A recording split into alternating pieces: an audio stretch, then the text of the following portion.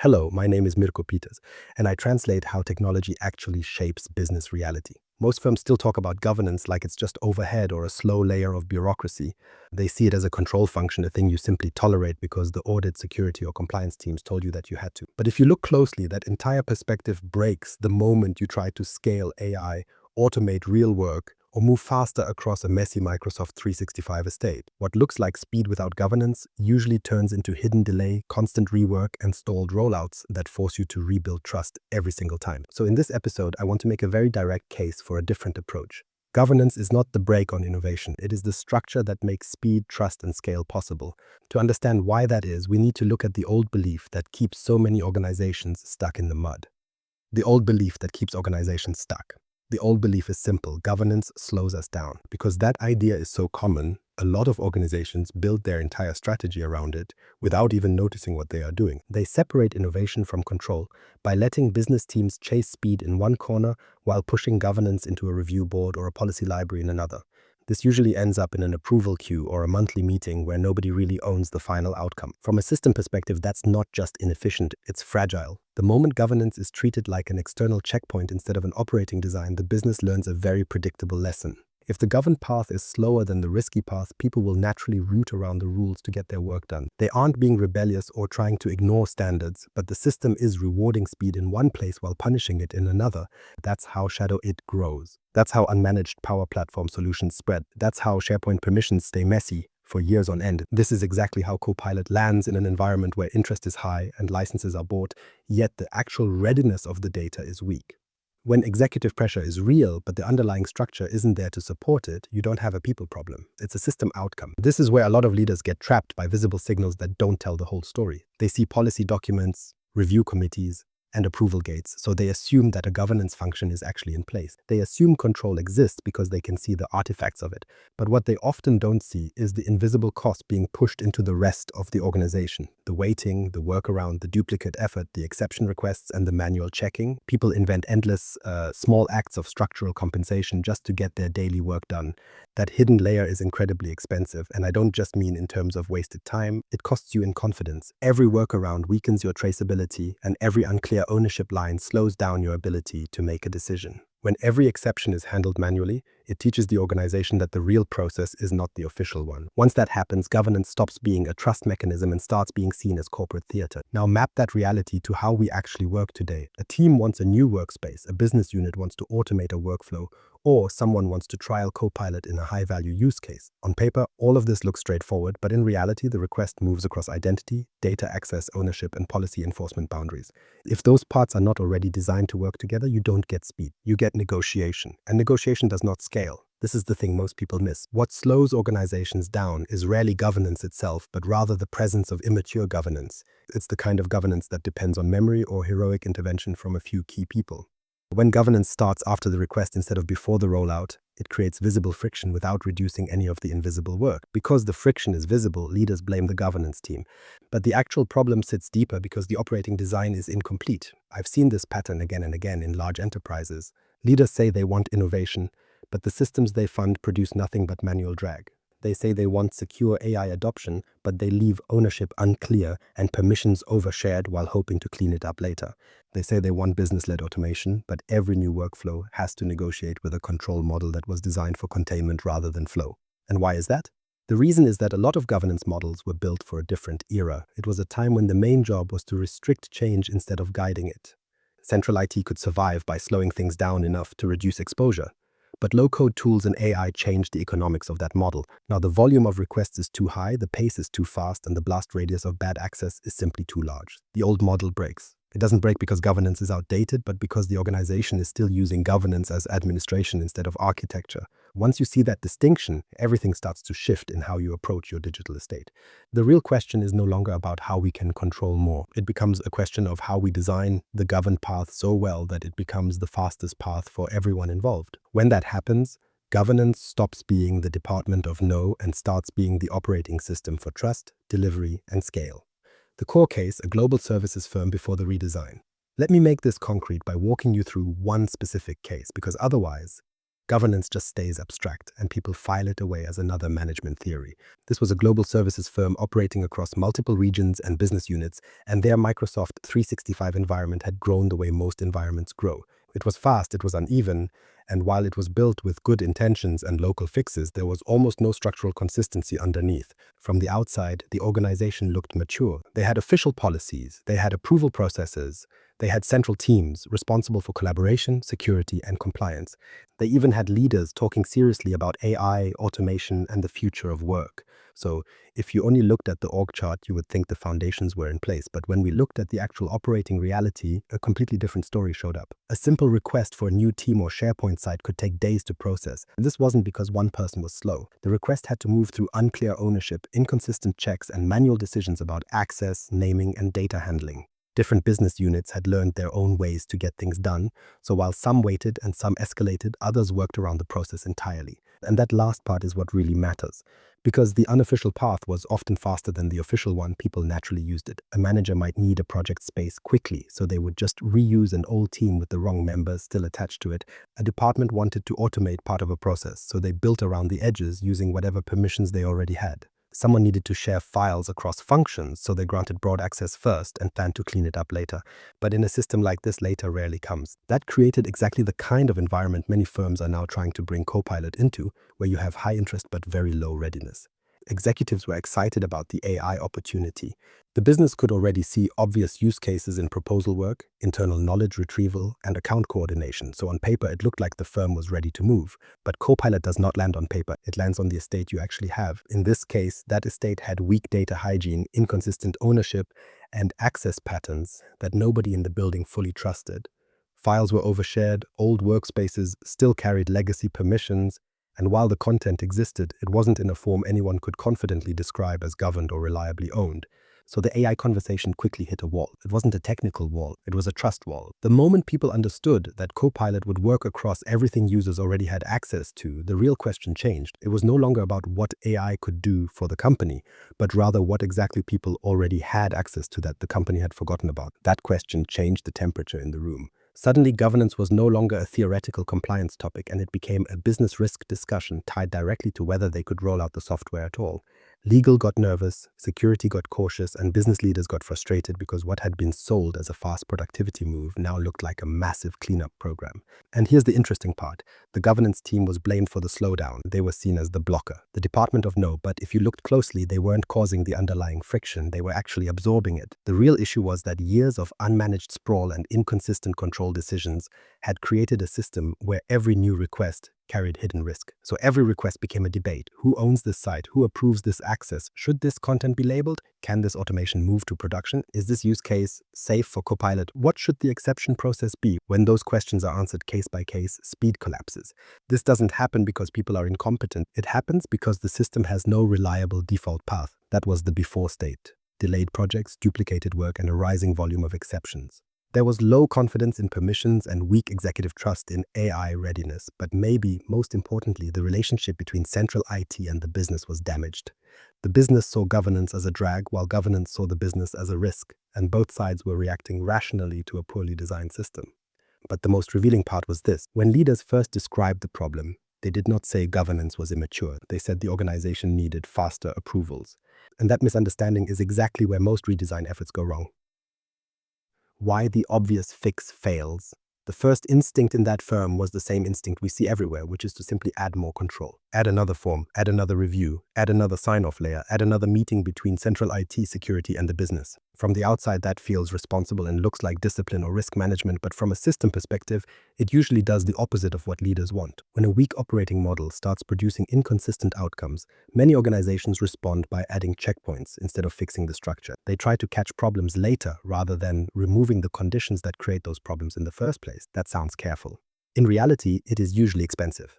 And why is that? Because every extra handoff adds variance, and every extra review adds a layer of interpretation. Every extra approval step weakens accountability because responsibility is spread across so many people that nobody really owns the whole result, and the organization starts confusing motion with control. You can see this very clearly in manual compliance models. A request comes in, and someone checks the naming convention while someone else checks the access levels. Another person looks at data sensitivity, and another group reviews policy alignment, But then an exception comes up. Now the case leaves the standard path and enters a side conversation that takes 3 days, 5 emails, and a Teams thread nobody will ever document properly. At that point, the organization thinks it is being governed, but what it is really doing is negotiating. And negotiation is not governance. Negotiation is what happens when governance was never designed deeply enough to produce a trusted default. This clicked for me years ago when I kept seeing the same pattern in different forms. Leaders believed risk lived at the edge of the process, so they kept strengthening the edge with more scrutiny at the end and more manual review before approval. But the actual risk sat much earlier in the design, the permissions, the ownership model, and the missing labels. Nobody had decided what a good standard path should look like. So the reviews got heavier while the foundation stayed unstable. That is why more control points often increase variance instead of reducing it, because two reviewers will interpret the same case differently. One business unit gets an exception while another gets denied, and one site goes live with broad sharing because someone urgent approved it while another waits a week for a cleaner answer. Now, the business does not just see delay, it sees inconsistency. And inconsistency kills trust faster than strictness ever does. If you remember nothing else from this section, remember this.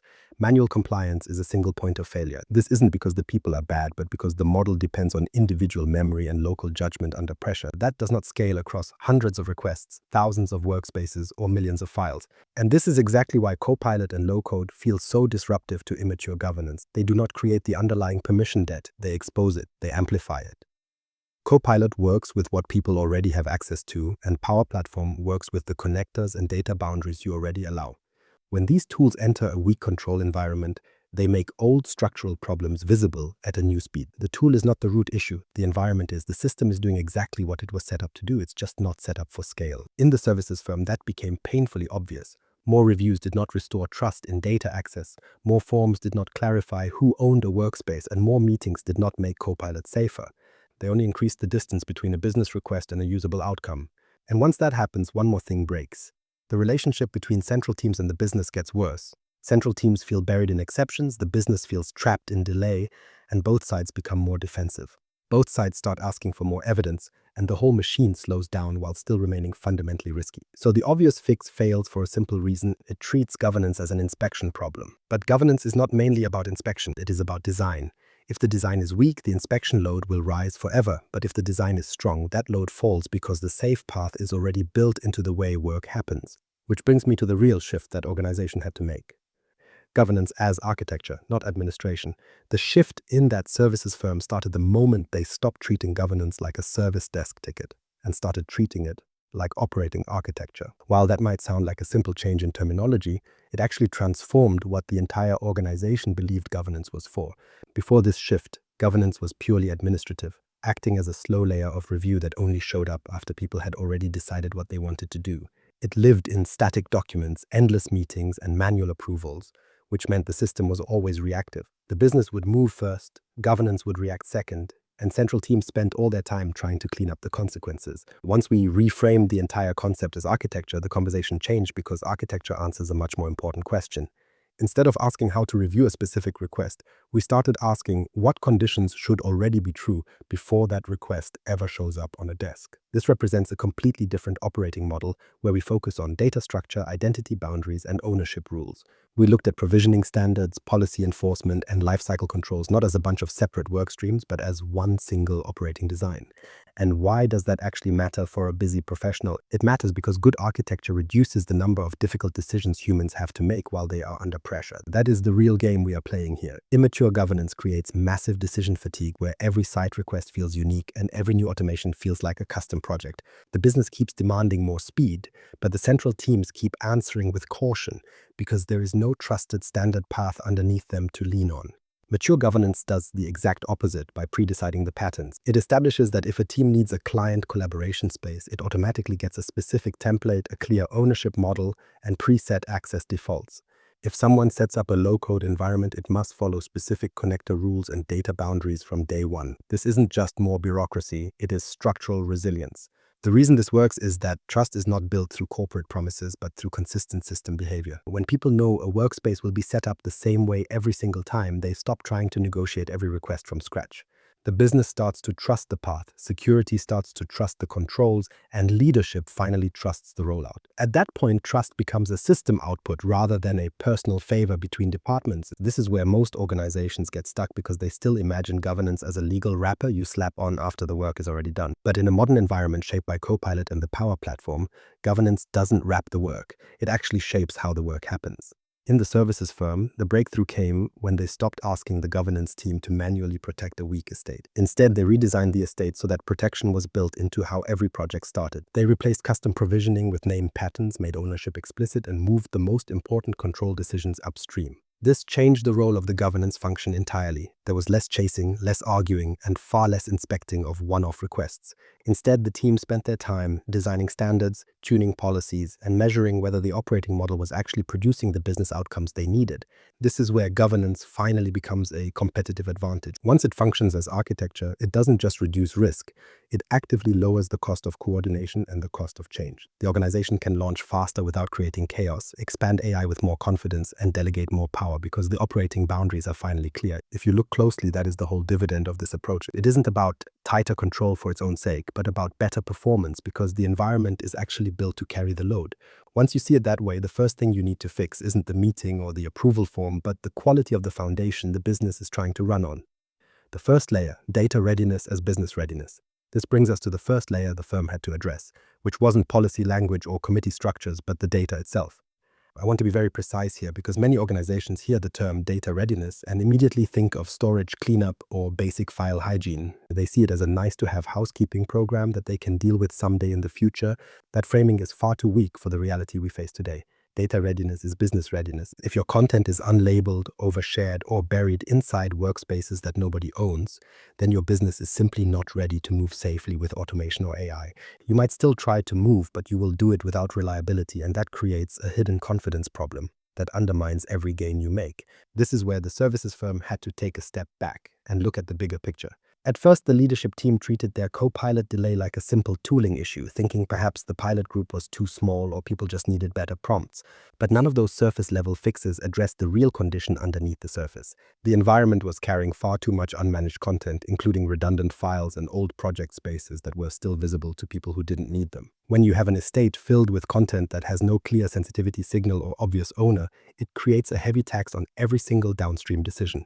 Search results get noisier, access reviews take longer, and risk conversations become dangerously vague. AI becomes much harder to trust because the business cannot clearly explain what should be surfaced in the first place.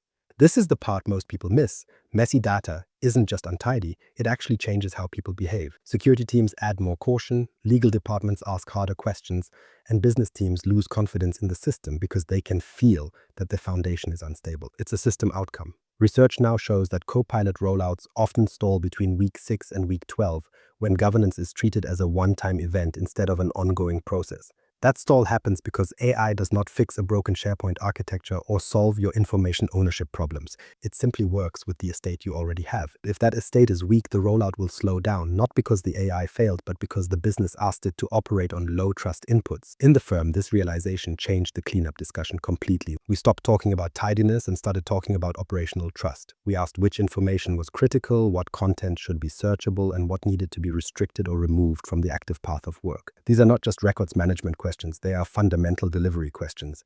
If a consultant or a project team cannot trust the information the environment returns, then every single answer has to be re-verified by a human. Once that manual verification becomes the norm, the promised speed of AI completely disappears.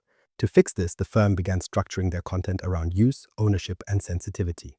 They didn't do it all at once, but they did enough to create governed zones where trust could finally start to rise. Labeled content became easier to manage, overshared areas became visible, and the old collaboration sprawl finally started to shrink. Something important happened once that work began. The governance conversation became much easier. Central teams were no longer just saying slow down because of some abstract risk. Instead, they could point to specific workloads and explain exactly why one was ready for scale and another was not. That shift matters because clarity reduces the need for constant arguments. It turns vague caution into visible operating criteria, which allows business leaders to make better decisions much faster than before. This is exactly why sensitivity labels and data protection are so vital in the era of Copilot. Labels aren't there because they look elegant or because governance teams love taxonomy. They exist because structured, protected content gives the business a way to define exactly where trusted AI is allowed to operate. That is a massive competitive advantage. Two companies can have the same license and the same model, but they will get different outcomes because one knows what its information is and how it should behave. The services firm didn't improve because they cleaned up some old files. They became more mature because they finally linked data quality to business reliability, and once that clicked, the next layer of the system became impossible to ignore. Data alone cannot hold the system together. You need the structure to support it. The second layer, identity and ownership. Data on its own doesn't actually create control, it just creates visibility. But visibility only transforms into true governance when a specific person is clearly responsible for what happens next. This was the second layer the firm had to confront, and it came down to two things: identity and ownership. This is exactly where many Microsoft 365 environments start becoming structurally fragile without leaders even realizing it. As the environment keeps growing with more teams, more SharePoint sites, and more flows, it starts to feel like adoption and progress. However, if that estate grows faster than your ownership clarity, the business is just accumulating silent risk. You have to ask the hard questions about these digital spaces. Who actually owns this workspace? Who approves the access? And who is reviewing the members when they go stale? When Copilot surfaces something awkward that is technically accessible, who is the person held accountable for that exposure? If those answers are blurry, the organization doesn't have distributed governance, it has distributed ambiguity. And in a business system, ambiguity is expensive. At this services firm, ownership was something people assumed rather than something the system assigned. A workspace would be created for a project or a department, and everyone just believed someone else was looking after it. But because that belief wasn't anchored in a visible operating model, responsibility dissolved quietly as people changed roles and projects ended. This created a strange pattern where nobody noticed anything was wrong as long as things were quiet. But the moment a real decision had to be made, like giving an external partner access or moving a workflow into production, everything ground to a halt. Suddenly, everyone was hunting for an owner who didn't exist. Because no owner was clear, every small decision had to travel upward into meetings and manual reviews. That is the hidden tax of weak ownership, and it isn't just about unmanaged risk, it's about decision latency. This is also why identity matters far beyond the technical plumbing of security. Identity is the control surface for trust. In the world of Microsoft 365 and Copilot, AI does not invent new permissions. It simply inherits the ones you already have. It operates across what people can already see. So if your identity system is weak, AI just turns old access problems into faster business problems. That isn't a flaw in the AI, it's a governance mirror reflecting the reality of your system. The firm had to accept this truth before anything could improve. They couldn't keep treating identity as a back office IT concern while the business talked separately about speed and AI value. To fix it, we started making ownership explicit by naming owners for every workspace and creating clear accountability for services. We moved toward access boundaries tied to specific roles rather than convenience. We treated least privilege not as a purity exercise, but as a fundamental business design rule. You give people exactly what they need to move, not every single thing they might possibly use someday. That shift changed the entire rhythm of how they made decisions. Once ownership became visible, the constant debate disappeared because a stale site no longer required a cross-functional mystery hunt to clean up. An access request stopped being a philosophical conversation, and Copilot readiness no longer depended on who shouted the loudest in a steering call. The default path got stronger, and that allowed the business to feel something new: predictability. People will usually tolerate rules if those rules are consistent, but what they won't tolerate is uncertainty disguised as governance. In this firm, assigning owners became the most important change they made, even if it didn't look strategic on a slide. It turned accountability from a social assumption into an operating fact. If you remember nothing else from this part, remember that no amount of policy can compensate for unclear ownership. When ownership is weak, every control is harder to enforce, and every AI rollout becomes harder to trust. Governance usually breaks under pressure because the system depends on people to remember what the design should have made obvious. The third layer, control that does not depend on memory. This brings us to the third layer, which is creating control that does not depend on human memory. Even with clean data and clear owners, the system still fails if enforcement relies on people remembering the rules every single time. A manager can mean well and a team lead can understand the policy, but if the environment relies on manual judgment for routine decisions, pressure will eventually beat policy. That isn't a character flaw in your staff, it's a scale problem. At the services firm, this issue was everywhere. People knew they should label sensitive files, but they didn't. And they knew external sharing needed limits, but the exceptions just kept piling up. Standards were applied unevenly because every new request came with its own sense of urgency and a reason why this specific case was special. Once those special cases become the new normal, governance becomes exhausting for everyone involved. Central teams feel anxious because enforcement is inconsistent, and business teams feel slowed down because every request turns into a long conversation. Nobody trusts the model when it only works if the right person remembers the right rule at the right time. That isn't governance, it's just policy by hope. The redesign had to move beyond just having clearer rules or named owners. We had to embed controls into the operating environment itself. This is where tools like Microsoft Purview, sensitivity labels, and provisioning templates become much more than technical features. They are a form of structural compensation that takes recurring human vigilance and converts it into repeatable enforcement. Automation changes the emotional experience of governance because manual enforcement scales anxiety while automated enforcement scales confidence. If a sensitive file is labeled automatically, the business doesn't have to remember the rule. And if a workspace template applies the right settings at creation, the team starts from a governed baseline. The reason this works is that good control moves friction to design time instead of request time. Immature governance waits until someone asks for something and then introduces friction through checks and escalations. Mature governance does the heavy thinking earlier by deciding the pattern and automating the standard. This allows ordinary work to move through a path that the system already trusts. In the firm, this was a massive unlock. Auto-labeling reduced the number of decisions pushed onto individuals, and standard templates replaced the repeated debates about naming and access. Instead of asking humans to carry the whole burden in their heads, the environment started carrying that weight through its design. This changed the posture of the governance team from chasing and reminding to monitoring and tuning. It's a much healthier model because it treats policy not as something we hope people follow, but as something the environment makes normal. To be clear, automation doesn't eliminate human judgment entirely. High-impact exceptions still need a review, and new use cases still require design choices. Even in a tool like Purview, a phased rollout is essential, often starting in audit mode before moving to stronger enforcement, because mature control is never reckless. But the shift is still decisive, and the organization stops relying on memory as its main control mechanism. And once that happens, you finally start to see real speed. It isn't reckless speed, it's trusted speed. When control is built into how the work begins, the business no longer has to rebuild its confidence from scratch every time it wants to move. Delivery velocity as the first proof point. Once those three layers were in place, even in an imperfect state, the first result we saw wasn't some abstract philosophical shift. It was purely operational, and it showed up immediately as a massive increase in speed. This matters because most governance conversations get trapped in high-level theory about risk reduction, compliance maturity, or better control postures. While those things are important, leaders usually believe what the operating model actually does rather than what a slide deck says it might do. In this firm, the very first proof point that convinced the skeptics was delivery velocity. When I talk about delivery velocity, I'm not talking about raw provisioning speed in a vacuum.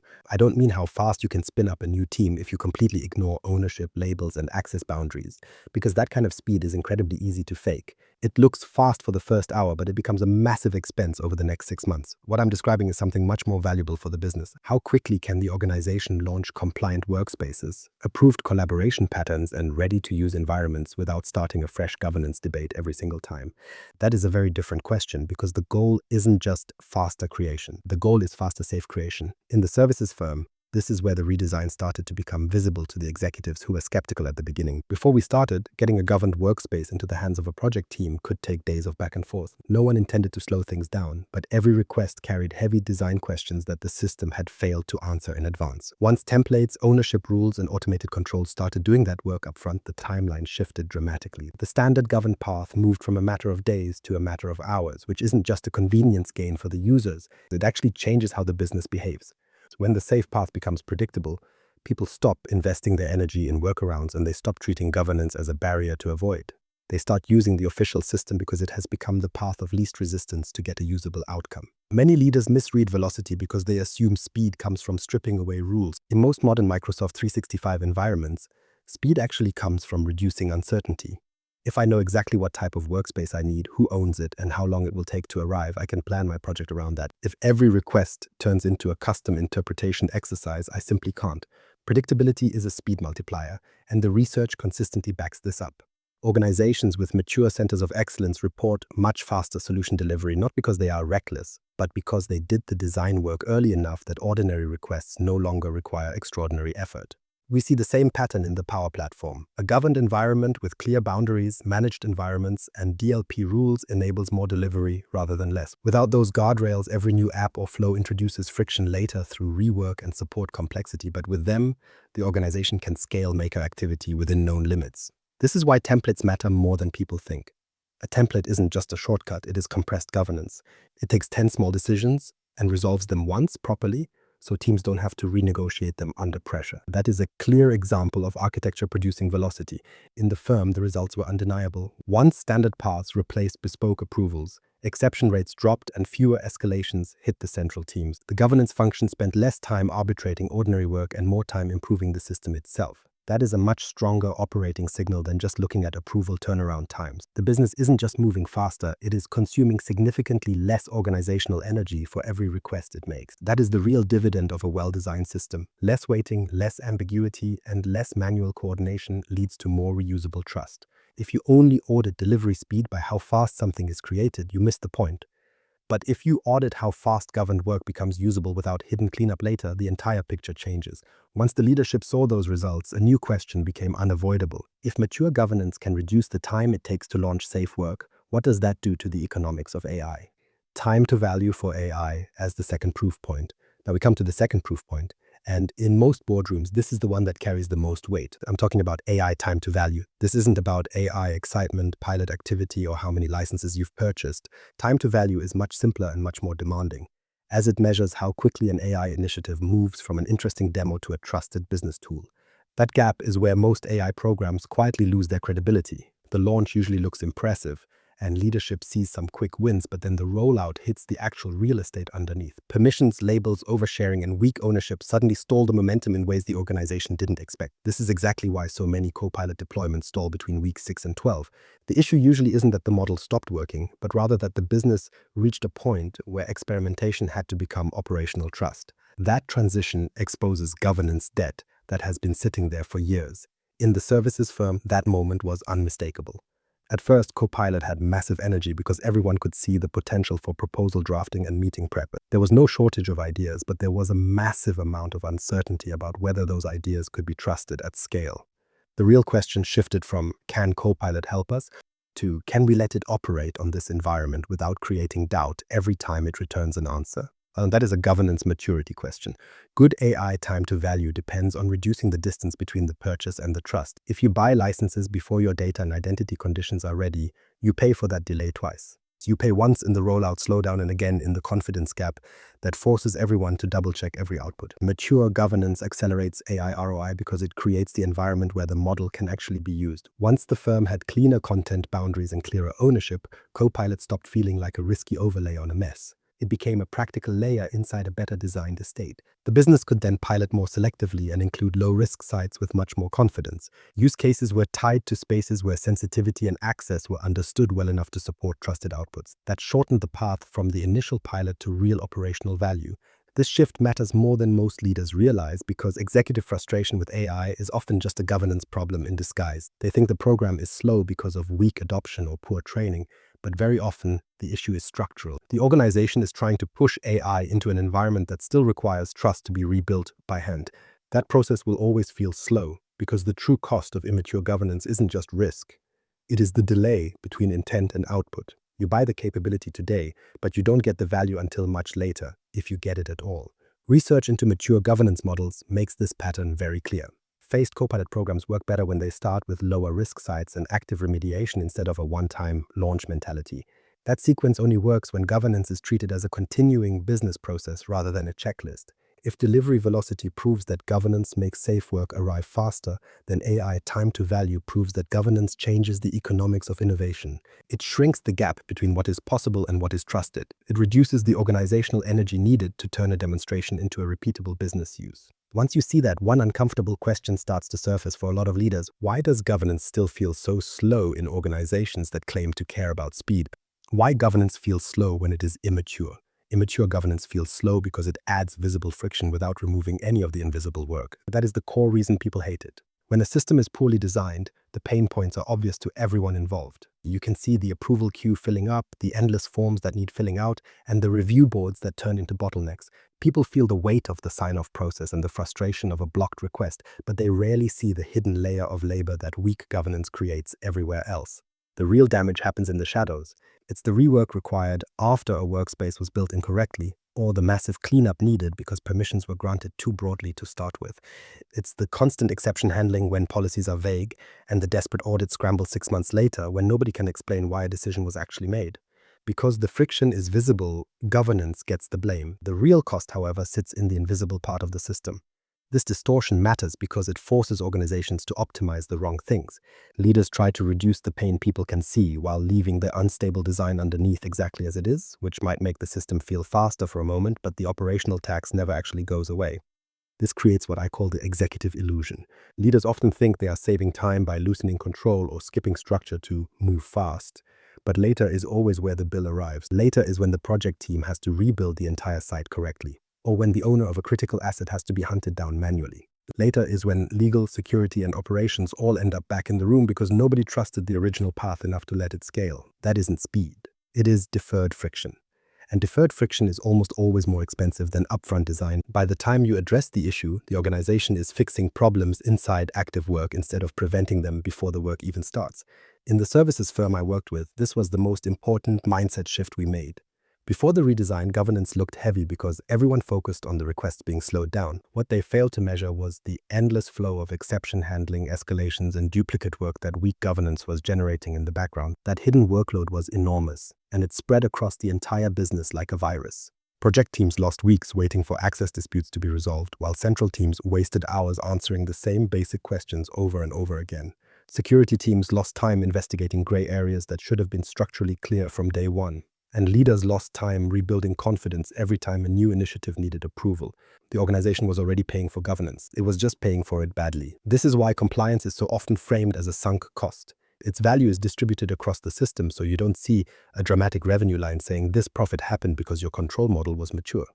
Instead, you just see fewer breakdowns, fewer emergency reviews, and fewer ugly surprises in front of auditors. Mature governance protects flow by reducing chaos, and avoided chaos is much harder to celebrate than visible speed. But it is still real business value. In many firms, the overhead they blame on governance is actually just an instability tax. That is the reframe we need. It's not overhead, it's an instability tax. Every time the business wants to move, it has to spend extra energy compensating for missing structure. It has to explain, approve, verify, and clean up the same things repeatedly. That effort isn't a sign of strong control, but rather a sign that the environment cannot carry a load without constant human intervention. Systems that require humans to step in at every turn simply do not scale. The real cost isn't the policy itself. The cost is the need to rebuild trust every single time work begins. Mature organizations remove that need by making trust reusable. They turn known controls into standard conditions and reduce the number of conversations required to prove a request is safe. Once that happens, governance starts to feel different. It feels lighter, not because it disappeared, but because the organization is no longer carrying the weight of invisible repair work. If governance still feels slow in your environment, the question isn't whether you have too much of it. The better question is whether too much of your process still depends on memory, manual negotiation, and exception handling. That is the ultimate signal of low maturity. What mature organizations do differently? So what do mature organizations actually do differently in their operating reality? First, they standardize before they delegate. This sounds simple, but it changes the entire trajectory of a project. An immature organization wants to empower people quickly, so it hands out flexibility before defining safe patterns, then spends the next year cleaning up the mess. A mature organization does the opposite by defining workspace types, access models, and lifecycle rules first. Only then do they open up self-service inside those established boundaries. That isn't slower, it's just cleaner. Delegation without standards creates sprawl, but delegation with standards creates scale. Second, mature organizations automate policy before they expand access. This is a clear marker of maturity. These organizations don't assume that more users or more AI licenses can be handled by adding more human reviewers later. They know manual review is a guaranteed bottleneck, so they push control into templates, managed environments, and provisioning logic. When adoption grows, confidence grows with it. This isn't because trust is assumed, but because trust has been instrumented into the system itself. Third, they define ownership before they enable self-service. Many firms get this backwards because they want the speed of easy creation. They make it simple to spin up new teams, sites, and flows, but if nobody's accountable once those things exist, the environment becomes fast at creation and weak at stewardship. Mature organizations know self-service is only safe when ownership is explicit. Someone must own the workspace, the environment, and the business outcome. When a decision is needed, the system doesn't stall while people figure out who should care because the owner is already identified. That one design choice removes a massive amount of friction. Fourth, they treat governance boards as decision systems, not discussion clubs. In immature organizations, governance forums are where complexity goes to linger. You see too many people, too little clarity, and repeated conversations that never reach operational closure. The meeting happens, but the system doesn't move forward. Mature organizations are much more disciplined. Their governance boards have a defined scope, clear thresholds, and named decision rights. These boards exist to resolve ambiguity quickly rather than preserving it politely, which makes the entire process feel lighter even when the controls are technically stronger. Fifth, mature organizations measure operating outcomes, not just the existence of a policy. This is where the separation becomes most visible. Immature organizations ask if they have a policy on paper, but mature organizations ask if the environment is actually ready for the workload. A written rule about access doesn't prove your access is clean. A label strategy doesn't prove your content is classified well enough for a Copilot rollout, and a COE doesn't prove your low-code delivery is governed at scale. Mature organizations watch the signals that actually matter, like delivery velocity, exception volume, and time to value for new technology. They never confuse documentation with actual performance. When you look at these patterns together, the deeper difference is obvious. Mature organizations aren't more successful because they care more about control in the abstract. They are successful because they have structurally reduced the cost of trust. They make good behavior the easiest path to take. They make risky behavior visible immediately, and they remove the need for repeated negotiation in everyday work. They build systems where the governed path is the only practical path to follow. That is why they move faster. It's not because they are less governed, but because governance is doing real work inside the environment instead of waiting outside the door with a clipboard. From Department of No to Department of Go, once those patterns were firmly in place, something far more important than simple efficiency began to shift within the organization. The relationship itself changed. This is the exact moment where governance stops being a dry, back office maturity topic and starts becoming a business capability that people can actually feel in their daily work. In immature environments, people interpret governance through their experiences rather than the team's intentions. It doesn't matter how many times a central team claims they are there to enable the business if the lived reality for everyone else is constant delay, ambiguity, and repeated negotiation. The people inside the system judge governance by what it costs them in motion, and that is why the phrase Department of No shows up so often in these conversations. It isn't that governance teams actually enjoy blocking work. The problem is that the surrounding system design forces them into the role of a last-minute risk absorber. They inherit weak ownership, messy permissions, and rushed business demands, which inevitably makes them the visible face of friction. While the business sees the stop, they don't always see the structural failure that made the stop necessary in the first place. But everything starts to reverse once the governed path becomes the fastest and most reliable way to get things done. In the services firm I worked with, this was one of the clearest signs that our redesign was actually working. Business units stopped opening every single conversation with a workaround, and they stopped treating official governance as a hurdle to bypass until they were forced to comply. Instead, they began asking for the governed route first because it was simply easier. That is a massive shift in behavior, and it wasn't driven by a clever communication campaign or corporate slogans. It was changed by operating reality. If a governed workspace arrives quickly with the right defaults and clear ownership, people don't need to be persuaded to use it. They choose it because it works better than the alternative, which is what mature governance looks like in practice. It isn't tighter policing, it's better service design. And why is that? It's because the safest path also became the most legible path for the average user. The business could finally see exactly what they would get, how long the process would take, and who would ultimately own the result. They understood the rules and knew what would happen if their specific use case sat outside the standard pattern. That level of clarity matters more than most leaders realize. People can work within constraints, but what truly burns time and morale is uncertainty. If I don't know whether my request will take 2 hours or 10 days, I start to plan defensively by escalating early and looking for side doors. I make the system worse because the system has taught me not to trust it. When governance becomes predictable, it does more than just reduce risk. It fundamentally changes demand behavior. This is why I pay so much attention to exception rates rather than just policy volume. Many organizations focus on how many rules exist or how many standards they've published, but those numbers don't tell you if the system is actually functioning. A reduction in exception volume is a much better signal of health. Every exception is a little message from the operating model telling you that the standard path didn't fit reality or was too hard to use. While a few exceptions are normal, a growing exception culture isn't a sign of flexibility. It's a sign of mounting design debt. As the standard path improved at the firm, exceptions dropped, and that created a powerful compounding effect. Central teams suddenly had more capacity, business teams spent less time negotiating, and trust rose because the system delivered results without the usual drama. Once that trust is established, decision velocity improves far beyond the original use case. Governance isn't just about controlling a single rollout. It's about training the organization on what kind of platform relationship is possible. If the platform feels arbitrary, the business becomes defensive, but if it feels reliable, they become collaborative. Moving from the Department of No to the Department of Go isn't a branding exercise. It's a structural outcome you earn when the governed path is easier to choose than the risky one. the 4-part readiness test leaders can use in 15 minutes. There is still one missing piece to this puzzle. A lot of leaders can feel the logic of the argument, that governance creates speed and builds trust, but feeling the argument isn't enough to change behavior. If you want to shift how an organization operates, you need a way to test readiness quickly without turning every new initiative into a 6-week assessment exercise. I use a simple 4-part readiness test: data, identity, control, and outcome.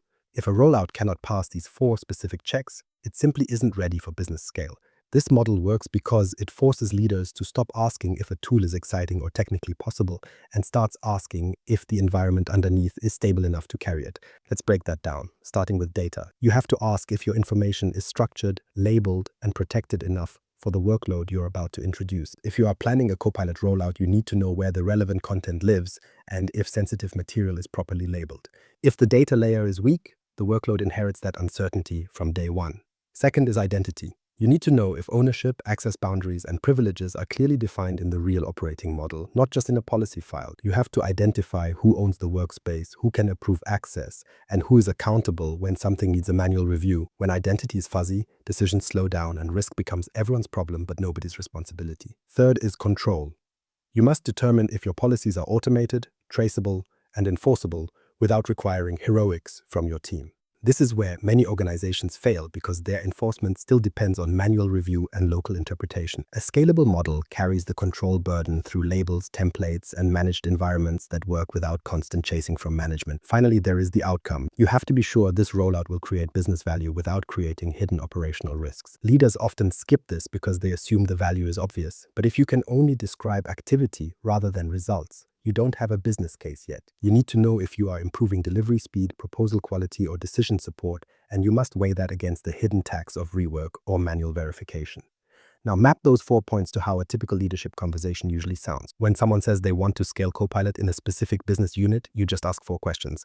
Is the data ready? Is ownership clear? Are controls built into the environment? What outcome are we measuring and what hidden risk comes with it? That is a 15-minute conversation rather than a 2-month governance program. It changes the quality of decision-making immediately because it moves the discussion away from excitement and toward actual readiness. In the services firm, this framing reduced abstract debate and allowed leaders to look at specific use cases with much more clarity. I like this model for the Power Platform just as much as I do for AI. A new app idea might have great potential value, but if nobody owns the environment and the deployment path depends on memory, the proposal isn't ready. The idea isn't bad, but the operating conditions are incomplete. If you remember nothing else from this, remember that if a project fails data, identity, control, and outcome, it is not ready for scale. Once you have a model like this in place, you start seeing very quickly where most rollouts actually break before they even start. Applying the readiness test to Copilot. Let's take that model and apply it directly to Copilot because this is where the noise usually clears up. We need to be honest about what we're looking at here. Copilot isn't magic, and it isn't a standalone solution that fixes your digital mess. It is a governance mirror. The system reflects the quality of the estate where it lands. If your environment is well labeled, ownership is clear, and controls are tight, Copilot feels like a massive win almost immediately. But if that same environment is overshared, ambiguous, and weakly governed, the tool starts to feel risky and inconsistent. This makes it politically very hard to scale across the company. This is why I always say that AI doesn't usually create new governance problems, it just reveals the ones you already had. We start with data. If your SharePoint estate is cluttered with unlabeled content, duplicate files, and old team spaces that nobody has touched in years, Copilot simply inherits that mess. The system doesn't know your unofficial office rules, and it certainly doesn't know that a file might be technically accessible but practically inappropriate for a specific user. It works with whatever the environment exposes to it. A rollout fails the data test when content is overshared or buried in collaboration sprawl that no one bothered to clean up. Next, we look at identity. Copilot inherits user permissions, and that one technical fact changes the entire business conversation. When ownership is unclear or group nesting gets messy, access boundaries usually reflect years of convenience rather than what the business actually needs today. Copilot surfaces the consequences of those old shortcuts much faster than any interface we've used before. When leaders ask if the tool is safe, the real question is whether their identity management is clean enough for the system to be trustworthy. Then we have control. You have to ask if labels are applied consistently and if your DLP policies are actually doing their job. Is there telemetry to watch what's happening, or are you still just hoping local teams remember what should be shared and what needs protection? If your control strategy depends on human memory, Copilot will only amplify the uncertainty. It increases the speed at which people encounter information, which means any mistake in the system gets found much faster. Finally, we look at the outcome. What is the business actually trying to improve here? Maybe it's faster proposal drafting, better meeting prep, or just reducing the time spent on admin tasks. Those are all great goals, but if the rollout results in more manual verification and more executive hesitation, the outcome is much weaker than it looks on paper. So, what does failure look like in the real world? It looks like overshared sites and sensitive content without labels. It looks like major collaboration spaces with no named owner and permission reviews that never actually happen. When you have no clear KPI owner for the rollout and no monitoring model after the pilot ends, you might still be able to launch, but you aren't ready to scale. What does a passing grade look like? It starts with a phased rollout that focuses on low-risk sites first. You limit that first wave to spaces where ownership is visible and permissions have been reviewed, so the content is governed well enough to support trust. You monitor the behavior, fix the gaps, and then you expand. This isn't project theater, it's an actual governance process of pilot, deploy, and operate. That sequence is vital because most Copilot deployments don't actually fail on day one. They fall apart when the organization tries to move from initial enthusiasm to something repeatable. Somewhere between week 6 and week 12 is where the governance debt usually becomes visible. As the first users get active and their questions get sharper, unexpected access patterns start to show up. When stakeholders ask to scale the solution, the old permission mess and the missing ownership model stop being background noise and start being total blockers. Copilot compresses the distance between permission and exposure. It closes the gap between content quality and the quality of the answers the AI provides. This is why mature organizations treat this as a governed operating program rather than just a license event. They connect every rollout decision to data readiness and identity hygiene from the very beginning. If you want a quick executive test for readiness, just ask these 4 questions. Can we explain what data the system will touch? Do we know who owns that data and who can access it? Can we explain our active controls without relying on someone's memory? Do we know exactly what business result we expect and how we'll measure it? If the answer to any of those is no, you don't have an AI problem. You have a governance readiness problem, and that same pattern shows up the moment you move into automation. Applying the readiness test to Power Platform and citizen development. This same logic becomes even more obvious when we look at the Power Platform. Low-code tools don't hide structural weakness, they multiply it across the entire organization. I see a lot of leadership teams get the diagnosis wrong here. They see rapid app growth and a surge of new makers, and they assume the citizen developers created a governance problem. But if you look at the system architecture, that usually isn't the case. Citizen development doesn't create governance problems, it just scales them until they are impossible to ignore. When your naming conventions are weak, you get confusion at a much higher velocity. If your environments aren't managed, the fragmentation happens faster than you can track it. Uncontrolled connectors lead to faster risk, and unclear ownership leads to orphaned solutions that nobody knows how to maintain. None of this is a rebellion by the users. It is a predictable system outcome. The platform is doing exactly what it was designed to do by making creation easier for everyone. The problem is that many companies make creation easy before they make the scale governable. Let's run that same readiness test here. First, data. You have to know what data an app or flow is touching, and if that data is classified correctly for the use case. If a maker can connect to sensitive sources without any boundaries, the business isn't actually enabling innovation. It is just exporting governance debt directly into the production environment. Then, identity. We need to know who owns the app, the flow, and the environment itself. If the answers to who can promote or retire a solution are vague, that solution might work technically, but it's operationally fragile. Fragile systems become incredibly expensive the moment they actually start to matter to the business. Next is control. Are you using managed environments and DLP policies? Is there a real life cycle for these apps, or does quality still depend on a well-meaning employee remembering best practices on a busy afternoon? Without automated discipline, you're just hoping for the best. Finally, we look at the outcome. You have to decide if the business value can survive an audit or a handover to a new team. A useful prototype is not the same thing as a reliable business asset. If an app saves 10 hours a week but creates a silent compliance risk, the real outcome is much worse than the initial productivity gain suggests. This is why a mature center of excellence is so important. It isn't about creating another committee to slow things down. A good COE creates the operating infrastructure that actually allows for speed. Things like environment strategy, ALM, and usage visibility aren't anti-innovation. They are the guardrails that stop low-code from dissolving into expensive, fragmented mess. The research on this is very direct. Organizations with mature centers of excellence deliver solutions faster and have much stronger security outcomes. Leaders should stop worrying about whether governance feels restrictive in theory and start looking at whether it creates a safe path for builders to create without leaving a cleanup job behind them. This becomes critical once you pass a certain scale. Usually around 50 makers is where informal governance stops being charming and starts becoming a liability. At that point, you aren't just looking at a few local automations. You have a growing estate of business logic and data movement happening outside of traditional development models. Governance cannot stay a side project at that scale. It has to become the operating model. In the services firm I worked with, this became obvious the moment the Power Platform moved beyond isolated wins. Without clear rules, every successful app just led to more support questions and more uncertainty about who was responsible for what. The problem wasn't the enthusiasm of the makers, it was the lack of a stable lane for that enthusiasm to live in. The better path was never to slow the makers down. It was to make the governed path the easiest one to take. We set up pre-approved environments and clear connector boundaries. We established lifecycle expectations and provided training that reduced avoidable risks. By creating visibility into what existed and who owned it, we turned local ingenuity into a real enterprise capability. If you apply the readiness test properly, the conversation changes. Is the data appropriate? Is the ownership explicit? Are the controls embedded? Is the outcome worth scaling? If you can say yes to those, then move forward. If not, you have to fix the conditions first. In low-code, just like with Copilot, the real competitive advantage isn't just that more people can build, it's that they can build inside a model the business can actually trust. The governance dividend in financial terms.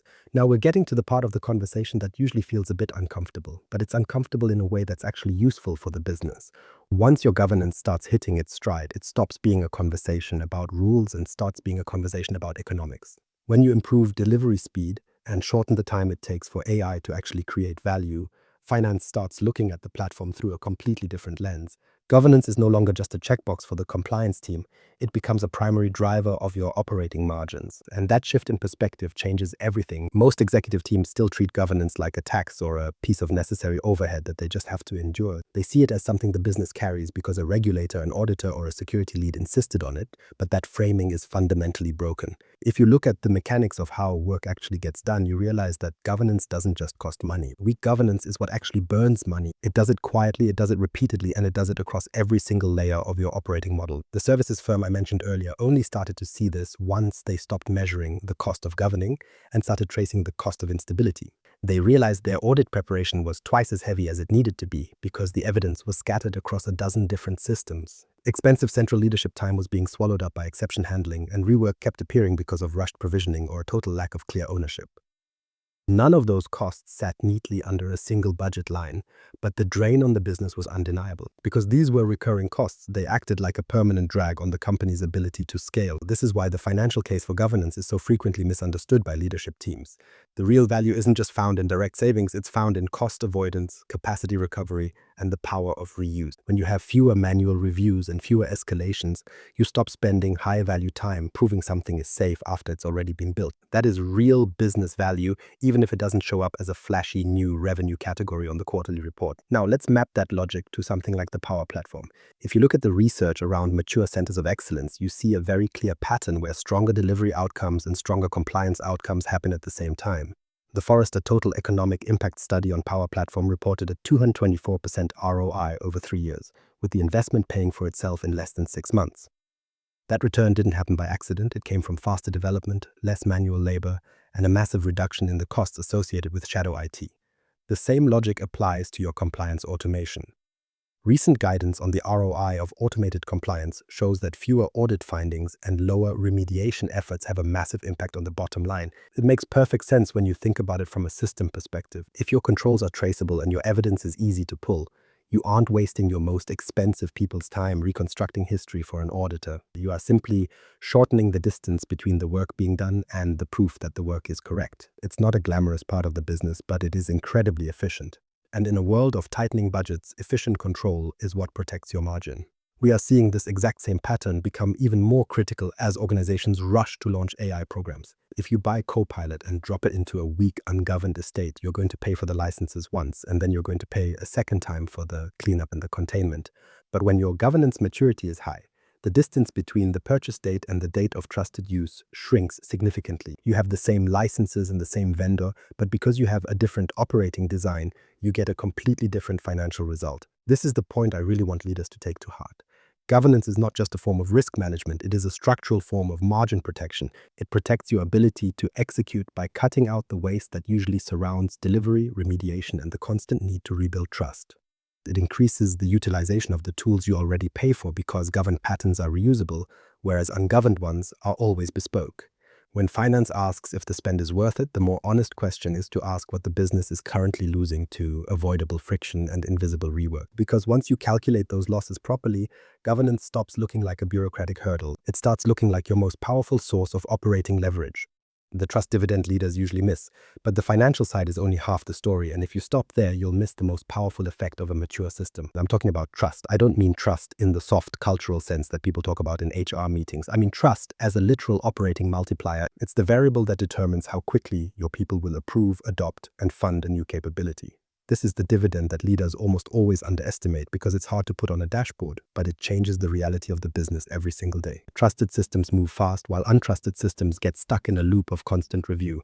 When a system isn't trusted, it gets narrowed, delayed, and surrounded by extra layers of manual checks. The organization has learned through past pain that the environment can't be relied on to carry a heavy load safely, so it creates friction as a defense mechanism. This is why we have to stop viewing trust as a feeling and start viewing it as a system outcome. Trust is what happens when data is legible, ownership is clear, and decisions can be explained without having to dig through someone's old emails. In that services firm, the shift became obvious only after the initial operational gains were already in place. Workspace delivery was faster and exceptions had dropped, but the deeper change was that the security team stopped asking defensive questions. Business leaders stopped resisting the governed pathways because they realized those paths actually worked, and executive meetings got shorter because nobody felt the need to relitigate whether the platform was safe. That change matters more than almost any other metric you could track. Because once trust in the system rises, the tax on every future decision starts to fall. A rollout that used to take 3 separate review cycles now moves through in one, and a request that used to require a senior VP's sign-off now stays within the standard automated path. When a business unit stops asking for local exceptions and starts accepting the governed route, it's because they finally expect a usable result. That isn't just a win for efficiency, it's a massive boost to your decision velocity. In a modern digital estate, decision velocity is one of the few competitive advantages that actually scales. If every new project has to rebuild confidence from scratch, your business is going to slow down structurally, regardless of how much ambition your leadership team has. The platform underneath is essentially forcing you to verify the same basic facts over and over again. You're constantly asking if the access is clean, if the owner is still there, or if the risk is manageable. And when those questions never get easier to answer, every new launch carries a hidden drag. Mature governance fixes this by making trust reusable. That's the concept I want you to remember, reusable trust. When a system proves over and over that the safe path is clear and workable, people stop treating every new idea like a high-risk event. They start treating it like business as usual, which allows the auditors, the security teams, and the executives to finally get out of the way. Once those stakeholders trust the operating model, the entire organization suddenly has the room it needs to move. This is exactly why trusted systems tend to get funded much faster than untrusted ones. It's not that the business has a sudden love for governance language. It's that confidence reduces the friction around spending money. Leaders are much more willing to expand a program when they believe the controls and the outcomes will actually hold up under scale. If the platform feels shaky or unstable, even the best ideas in the world will get constrained by a lack of budget. In the firm I worked with, this was the biggest shift after we redesigned their approach. Governance stopped being a way to avoid bad things and became the way the organization created the permission to move forward. Once the stakeholders saw that the governed path could deliver without the usual drama, the conversation shifted from can we trust this to how fast can we grow this. That is a completely different posture for a business to take. This is especially true for AI adoption, which runs almost entirely on the confidence of your leadership. If your leaders think the environment is weak, they will find a way to contain the rollout no matter how impressive the technology looks. But if they believe the environment is governed well enough to support trust, they will move at full speed because the next step doesn't feel like a leap into the dark. So while it's true that governance protects you against loss, the trust dividend is actually much larger. It reduces hesitation, it shortens the time it takes to make a decision, and it earns you the right to expand. In real-world business terms, mature governance isn't just about making sure you don't fail. It's about building a system where the next move you make is always easier than the last one. If you audited your own internal trust levels the same way you audit your technical systems, what would you find? Is your current setup designed to give you permission to move, or is it just creating more friction every time you try to grow? Why this matters even more with agents and autonomous workflows. If you think governance maturity is a priority now, it becomes an absolute requirement once we move from copilots to agents. The shift is fundamental because a copilot helps a human think, but an agent starts to actually do. These agents can retrieve information, trigger complex workflows, and connect disparate systems. They make decisions within a defined scope, and in many cases act with almost no human intervention. This changes the blast radius of a mistake. Weak governance with a Copilot just gives you bad drafts faster, but weak governance with agents gives you questionable business actions at scale. That is a completely different risk profile for any leader to manage. And why is that? It happens because autonomy amplifies whatever environment you've already built. If your permissions are too broad, the agent inherits that same dangerous reach. When ownership is unclear, the agent operates without a single point of accountability to rein it in. If your policies are weak, the agent moves significantly faster than your manual controls can track. When people talk about agentic AI as just the next feature wave, they are missing the structural point. Agents turn old governance weaknesses into immediate operational exposure. They do it at speed, across multiple workflows, and often across several systems simultaneously.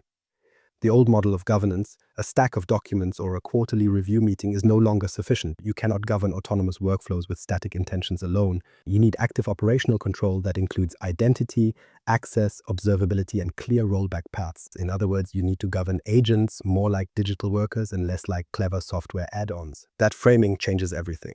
Once an agent can take action, the right management questions become obvious. You have to ask who is allowed to create it, what data it can touch, and what tools it can call. You need to know what approvals are required before it goes live and what happens if it behaves in a way that no longer aligns with the business need. Those are management questions, not prompt engineering questions. The market is already moving in this direction, and Microsoft's emerging control plane approach for agents reflects this shift perfectly. The goal isn't just to let people build more, it's to discover agents, assign them an identity, and apply the principle of least privilege. We have to monitor their behavior with the same seriousness we apply to human access. If you don't create that control surface, agents simply become a new form of shadow infrastructure. They are useful at first, hard to see later, and incredibly expensive when something eventually goes wrong. Now map that back to the services firm I mentioned earlier. Even before they rolled out agents, the logic was clear. If an organization struggles with ownership and trusted access in a basic Copilot environment, adding autonomous workflows won't create speed. It will only automate ambiguity. Their governance redesign wasn't just fixing current work. It was preparing the estate for a phase where the system carries the action, not just the assistance. This is the big shift leaders need to grasp. With agents, governance stops being about controlling information exposure and starts being about controlling operational behavior. Can this agent act in the right place under the right policy with enough evidence to explain what it did? If the answer is no, then that agent is not ready for scale, no matter how impressive the demo looks. This is where mature organizations will separate from the pack. They aren't less ambitious about AI, they are actually more willing to use it because they have a stronger control plane underneath. They move faster into agentic execution because trust is built into the architecture, not invented from scratch for every project. The next phase of competitive advantage won't come from having access to agents. Everyone will have access. The real difference will be whether your environment can govern autonomous action without collapsing into fear and constant exception management. A practical starting sequence for leaders. If you're leading this kind of environment, your first reaction might be to worry about launching another giant transformation program. You don't need a 6-month project that produces more documents than actual change. You need to start smaller. Start exactly where governance failure is already expensive and visible to the business. Usually, this means picking one high-value path that the organization depends on but currently doesn't trust enough. Maybe that path is how you provision teams in SharePoint workspaces, or perhaps it's a Copilot rollout in a specific delivery function. It could even be a Power Platform pattern that is growing faster than your current controls can handle. The point is not to fix every single problem at once. You want to redesign one governed path from end to end so the organization can see what good actually looks like in reality. That is step one. Pick a path where the value is high and the pain of weak governance is already causing delays or hesitation. Step two is to baseline the two outcomes that actually matter: delivery velocity and AI time to value. You need to know exactly how long it takes to get a governed tool into the hands of a user. Don't guess at these numbers, measure them. If you don't have a before state, your governance work will disappear into abstraction and people will go back to arguing based on opinion. Step three is about ownership, and you have to name it clearly. You need to know who owns the path, who owns the data, and who owns the business outcome. This sounds basic, but it removes a massive amount of organizational drag. Unowned systems create endless conversational traffic where every decision becomes a hunt for authority. Named ownership turns that ambiguity into operating flow. Step four is to automate your top controls first. Don't try to automate everything. Focus on the ones that remove the most recurring negotiation. This includes things like labels at creation, DLP where the risk is obvious, and provisioning templates. You are looking for controls that shift the burden from human memory to system design. This is where you get your first dividend because your teams can suddenly govern more without the manual stress. Step five is to make the safe path visibly faster than the alternative. This matters more than any policy language you could write. If the governed route feels slower or more confusing than the risky one, people will find ways to work around it, use pre-approved environments and clear request categories to make the path legible. When the safe way is the easy way, you don't need a culture campaign to change behavior. Finally, there is step 6. Review your exceptions every single month. Don't look at them as proof that users are being difficult. Look at them as proof that your design still has gaps. Every recurring exception is a piece of telemetry telling you that a standard pattern doesn't fit or a policy is colliding with reality. In the services firm, this sequence worked because it didn't ask the organization to be perfect everywhere at once. It simply proved in one meaningful lane that better governance could remove friction instead of adding it. Once that proof existed, support for the program widened naturally. The business saw faster delivery, and leadership saw a credible path for AI. That is how maturity spreads, not through slogans, but through evidence. If I were advising a leadership team tomorrow, I'd keep the advice very direct. Choose one path, measure the delay, assign ownership, and automate the friction. Do that well once, and the organization stops seeing governance as a break and starts seeing it as essential operating infrastructure. This brings us back to the thing most organizations miss. Competitive advantage is no longer just about having the tools, it's about having the system that allows you to actually use them. What this means for competitive advantage. Now we come to the part that matters most at the board level, which is what all of this actually means for your competitive advantage. The reality is that the old sources of advantage are getting weaker because access to technology is no longer rare enough to protect your position. Your competitors can buy the exact same licenses, they can deploy the same Copilot features, and they can stand up the same low-code platforms that you use. They are reading the same playbooks, hiring the same partners, and talking about the same AI ambitions in their strategy decks. So from the outside, your technology stacks look almost identical. But the outcomes don't, and we have to ask why that is. The real difference no longer sits only in the tools themselves, but rather it sits in governed execution and the operating design underneath those tools. Competitive separation happens when an organization can turn a new capability into a trusted, repeatable use case without drowning in hesitation, rework, or constant exception traffic. It isn't about who bought the software first, but who can absorb change cleanly and launch safely without turning every single rollout into a long negotiation. The edge comes from structural readiness, which explains why two firms with nearly identical budgets can produce such different business results. While one company rolls out a tool and gets confusion, inconsistent adoption, and stalled programs, the other gets reusable patterns and faster decisions. That isn't a matter of luck. It's a system outcome where one firm invested in operating architecture while the other only invested in access. Access without architecture does not compound well, especially in the Microsoft world where the barriers to entry for Copilot, Power Platform, and Teams are lower than many leaders assume. The market does not reward you for simply owning these tools, but it rewards you for using them inside a model that can scale. This means the firms that win are not the ones taking the most risk, but the ones removing unnecessary risk structurally. A lot of executive teams still confuse boldness with looseness, thinking that moving fast means tolerating ambiguity for longer. But in a modern digital estate, ambiguity is just expensive. It slows down your approvals, it weakens your confidence in AI, and it pushes teams into local workarounds that fragment value across the entire business. Mature governance becomes a form of market readiness that lets you adopt new capabilities faster because your control model is already credible. When ownership and policy are visible, you can recover faster if something changes, and you can scale with less drama because your patterns are reusable rather than heroic. This creates an advantage that competitors can't easily copy, even if they buy the same stack next quarter, because they aren't just copying a tool choice. They are trying to copy years of structural discipline, and that takes much longer to build. This also changes how we should think about innovation itself, which is no longer just about generating more ideas or shipping more experiments. Once the tools become common, the real innovation advantage shifts into execution quality and whether the organization can move an idea into safe operation faster than the rest of the market. Governance sits right in the middle of that answer, not as a form of bureaucracy, but as execution infrastructure. It is the thing that determines whether your business can turn digital capability into business reality with less drag than everyone else around you. If I had to say it plainly, competitive advantage today is not just having AI, but having an environment where AI and automation can be adopted without rebuilding control every single time. That is a very different posture from the old governance conversation, and it's why governance deserves a place at the center of executive thinking. It shouldn't be a late-stage review at the edge of the process, but the core of how the business becomes able to move. Implementation, payoff, and close.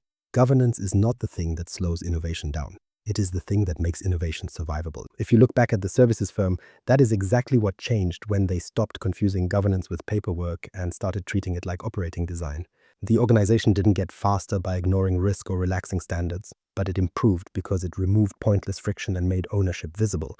They turned the governed path into the usable path, which is why their delivery improved and their AI initiatives became more credible. Governance finally started doing useful work inside the system, and that distinction matters more now than it did even a year ago.